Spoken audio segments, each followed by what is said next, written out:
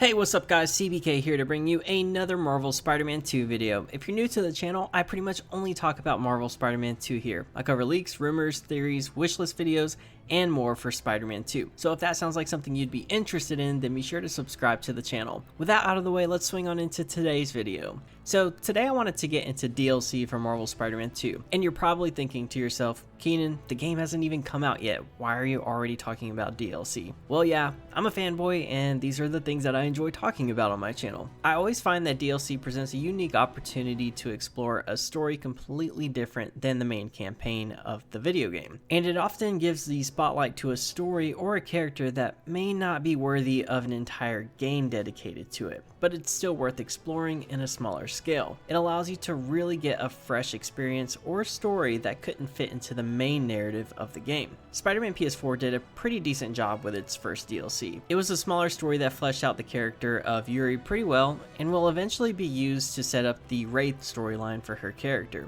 While the City That Never Sleeps DLC was pretty fun, I feel like Marvel Spider-Man 2 can really step it up with its DLC and give us something even better. So here's my idea for a DLC I feel is a must-have for Marvel Spider-Man 2. Out of all the DLC options and dozens of characters to choose from, I would love to see a Morbius the Living Vampire DLC. Just think about it, you can get Jared Leto to do the voiceover and motion capture for it. Okay, I'm definitely not serious about that last part. But Morbius is certainly a character that isn't big enough for an entire story dedicated to him, Sony, but he is perfect for a smaller scale DLC story. And it's my belief that Morbius was actually set up in the first game for a potential DLC, or at the very least some sort of side mission. I'm sure all of the hardcore Spider-Man fans know this already, but for those who don't, Morgan Michaels is the alias name of Michael Morbius. Morgan Michaels made his appearance in Spider-Man PS4. He is one of the scientists who helped develop Devil's Breath. According to the files found in Norman Osborn's apartment, Michaels has been the Osborn family doctor for decades, and he was responsible for prescribing experimental treatments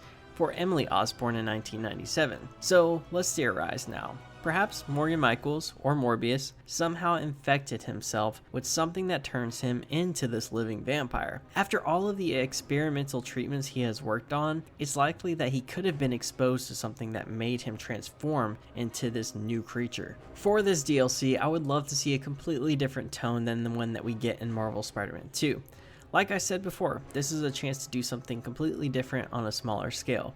I would love to see a detective noir styled story set completely during the nighttime. Imagine Spider-Man getting word of a mysterious creature sucking the blood of people all throughout New York City. Perhaps some of these victims or all of the victims are criminals, and Spider-Man has to go around to all of these locations to put clues together and figure out who is behind these mysterious encounters. Morgan Michaels probably also has a bit of a vendetta against Norman Osborn after the events of Spider-Man PS4, and I feel like there's something that could be explored there. But the thing about Morbius is that he isn't your traditional Spider-Man villain. More often than not in the comics, he's more of an anti-hero, or he's just some dude trying to find a cure for his condition. There have even been instances in the comics where Spider-Man and Morbius have teamed up together. He doesn't really want to harm people. His mission in life as a doctor is to help people and to cure them of illness. So with Spider-Man already having a history with Morgan Michaels in the first game, it'd be really cool to see a small story where Spider-Man tries to help out Morbius and stop him from losing all control. An alternate storyline that I think would be really cool is one from the comics where Morbius is obsessed with Spider-Man because he thinks that his blood could be the cure for his condition.